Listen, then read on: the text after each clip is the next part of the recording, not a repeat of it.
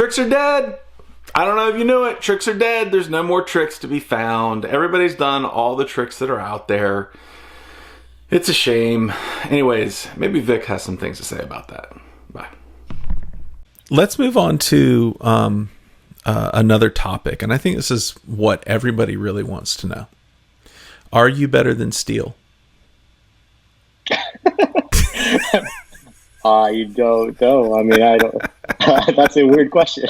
No, I'm actually baiting. I'm baiting you a little bit. I think one of the things that has really stuck out, like, you know, I mean, when I have people on, I try to research them. I try to understand a little bit about them. I don't see Vik FPV haters. Like, maybe they're there and I didn't see them, but I have not seen anybody with your exposure that doesn't have, you know, some detractors, right? And I wonder if, like, is that, am I experiencing that right? Do I see it right? Or do you have, like, your, you know, some trolls that follow you around, or? I would say very little. Yeah, I mean, I get the occasional, like, I don't know, hateful comment, quote unquote, I don't know, or negative comment, I should say. But I think the biggest thing that I don't take it personal, one, to me, it's just criticism. And if I read it, then I understand kind of where you're coming from. If there's something I did in a video that might have been a little sketchy, there might be a comment out there around that. Sure. And I think that's just general. People that fly, they kind of try to push the limits in some cases. So I think the negativity personally, I think negativity comes from just pushing the limits, and people, this is the first time people are seeing that those limits pressed. And then, so it's kind of taken back. And then the other piece is that you need to figure out how to be, I don't know, humble. I think that's the biggest. And right? That's actually things. Like I titled this section of the interview "Humility." I feel like, and I'm not just blowing smoke at you, like you proceed with a grace and a humility in a lot of the stuff that you do, that, like, you're a great pilot, and I think you know that you're a great pilot, but you don't have to have it out there for the whole world to know. You just let your work speak for itself. And I think it's really interesting that, you know, like I kind of dove in. I was like, well, is there anybody that doesn't like this guy? And it's just, I didn't see it. I mean, you know, it's like you could walk into the, you know, some of the worst hate groups in FPV, and I don't think anybody would, you know, get in your face. And I think it really does have to do with your, like what you just said, your humility. So one of the things that I've noticed is that you also do a ton of trick tutorials. Walk me through why you do that. Like, and like, they're super helpful, but why do you do it? One, I never used to do it. I just would fly and, you know, just post when I fly and just keep it short and sweet. But more and more people are like, I want to learn from you. You know, give me some tips. Just, you know, help me become a better pilot from their perspective. So that's really where it came from, is that, well, I know from a technical perspective, I think that I know most of the tricks, if not, you know, all of them. And I know kind of what to do, what to look for, rate setup, and understanding what the limitations are based on what you're flying. So I try to give that knowledge through my videos at times. And it's very easy for someone to, like, make a video on, like, how to update your firmware. Right. It's much more difficult to teach technique and practice and just instructional on how to fly. It's very difficult because you're not there with that person. So I just try to do the best job I can giving that information over. If it's trick tutorials, if it's just tips in general, I try to answer as many questions as possible in my comments. if someone leaves, has a question about their setup and what they should buy, or why their quad is acting a certain way, I could help with that. I usually do. I answer probably 99% of every comment that has a question.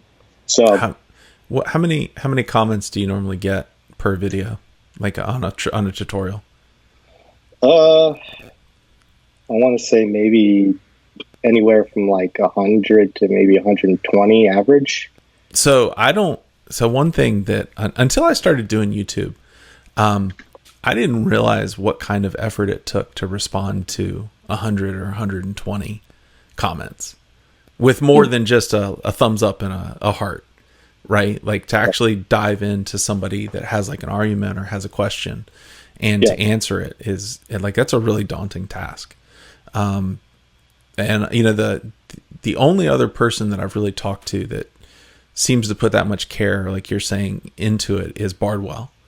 One of the questions I asked him was like, how much time do you spend answering questions a day? He was like, I answer every question, so it's like 2 to 4 hours a day. And yeah, that's crazy.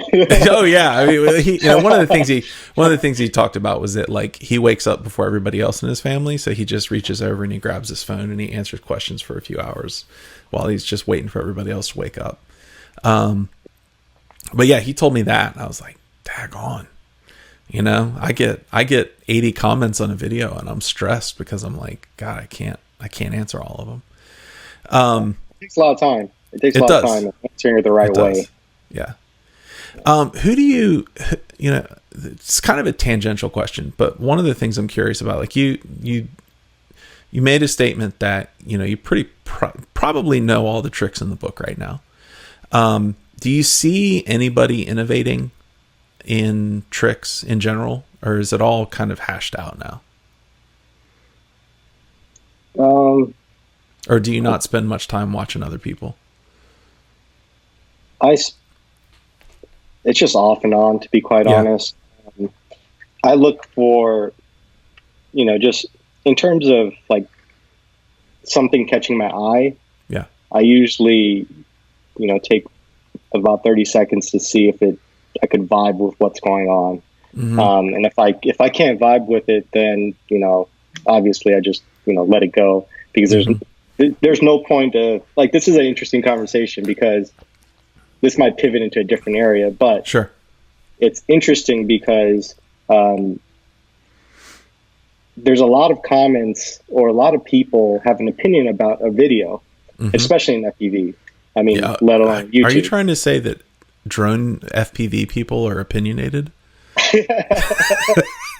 Well, in the sense that they don't just let it go, right? I have no idea what you're talking about. It's crazy to me how if I'm watching something I don't like, I'm just gonna leave. Right. Right. I'm not gonna sit there and type a 5-minute comment over how much I hate something, unless it's constructive criticism. Like, hey, you could have made this video a lot more better if you did this, this, and this. That's a great comment to get, because then you could absorb it.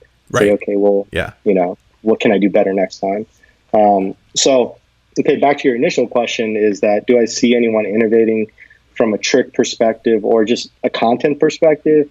I would say probably not. I think that the innovation's coming from how you're using footage.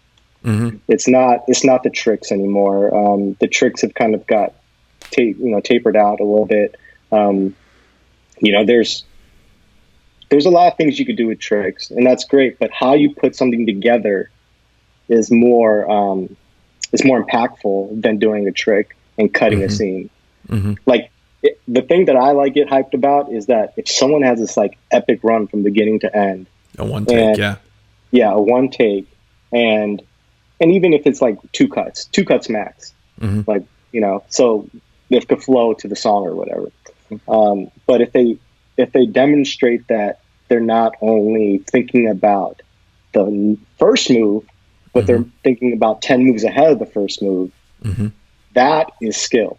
That is something that, anyone could do a trick once and then put several tricks after that, cut it 7 times, and Right. paste it all together with a good song. Like anyone could do that right now.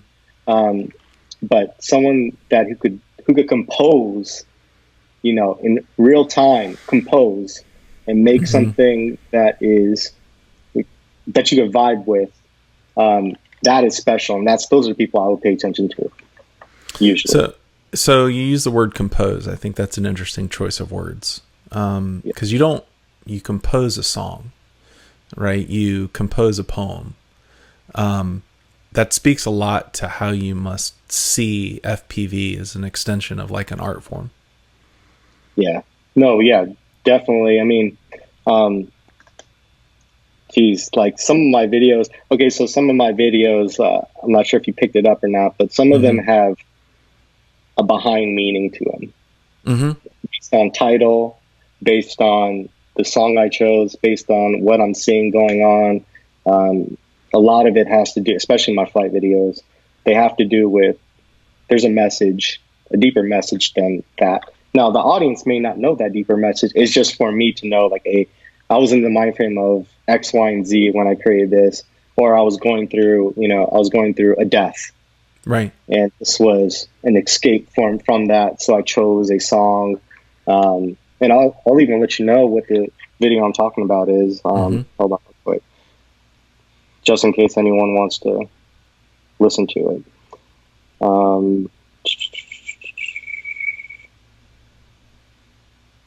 Okay. Can you flow with FPV? I did that 3 months ago, and we had a death in our family. And it was one of those songs, like the song was very meaningful. The flight was very meaningful. It was just art. Like, if you check that out, let me see. If you check that out, I got 681 likes on that, and I'm almost like 1,000 views. That's a huge like to view ratio. Yeah. So if you really think about, like, there was a meaning behind that. I'm using that as an example because the way that I composed it, there was a meaning behind it, and I think a lot of people felt that meaning with the song. Did you get a lot of people like commenting that they were picking up a hidden meaning, or? No, I don't think so. I don't believe so. A lot of people just said they just felt that it was impactful. Yeah, all the FPV. Well, one comment said, "All the FPVs are the same. You bring this masterpiece. Wonderful. Thanks for the motivation." Yeah, a lot of people enjoy that, and that was kind of an extension. If you watch it, if you get a chance, I'm definitely going to get. And as a matter of fact, after we're done, I'll get you to shoot me the link, and we'll put it in the video, in the description. Okay. It's funny that you say that because I don't put out a lot of flight edits. I'm honestly not the best pilot. Like I can get around. But a few weeks ago, I had the chance to go to this camp with my sons, and there's this one tree there that I love, and I've flown it a year before, and I went back and I was like, I'm gonna fly this again. And I realized before I went out to fly that my flight controller was loose, and I was like, God, seriously? Because that's what happened the year before. I was just like, come on, like. And one of my, on the drone, it was like a quick repair, and I had nylon standoffs, and it just was not in good shape. And I was like, all right, well, I'm going to fly anyways, because I just want to fly. And, there's bobbles all in there's a lot of prop wash, but half of it was just the flight controller vibrating. Right. Yeah. And, I was like, I put the edit together. And I put it to a song that talks about fathers and sons from, I don't know, there's a specific meaning to it though. Like I was standing there flying with my sons, and I was thinking about some stuff that was going on with my dad. And it just kind of, I was like, it's like the song is about this father passing on his strength to his son and then leaving the world, right? And I was like, this has meaning to me. And so I wrote up a little blurb and put it in the description. And I'm like, nobody ever reads the description, so nobody will ever see this. And I put it out there, and it's not the best flying. It's not the best. I mean, there's, a lot of prop wash and bobbles, and I got such a huge positive reaction to it. And found out that a lot of people do read the description, actually, which was surprising to me. But I definitely feel what you're saying about compose. Because that is, I think what we do at the end of the day, which is, it is an art form. Mm-hmm. Like how someone flies or how someone chooses to, move through a set of lines, is an expression of who they are, in a sense. Yeah. So I could tell. I could pick out the people that I listen to or watch, and I could tell you without even looking at their YouTube, okay, this is Steel, or this is right, Schizo, or the people that I usually watch. I could pick their videos out because there's a unique style to it, and how they composed is articulated within those videos. Mm-hmm. So, for sure. Definitely. I like that. I like compose. I'm gonna have to think of that more often. To say that you can pick out a master based on their style is 100% true. You could put Vik in front of me and I would probably know it was Vik. You could put Steel in front of me, I would know it was Steel. You could put Ledrib in front of me, I would know it was Ledrib. The masters stand out because they have their own distinct style, and it doesn't matter what tricks they do. It's more about the style that they fly with. In the next episode, Vik and I talk about his gear and the fact that he has a weird controller mode. It's just bizarre. And it's totally understandable how he got into it. But I don't know many people that fly that mode. I've never heard of anybody that flies it at all. So I hope that you enjoy that. I'd like to thank my patrons. If you'd like a podcast version of all of this content here, all dropped at one time, that you don't have to wait for, become a patron.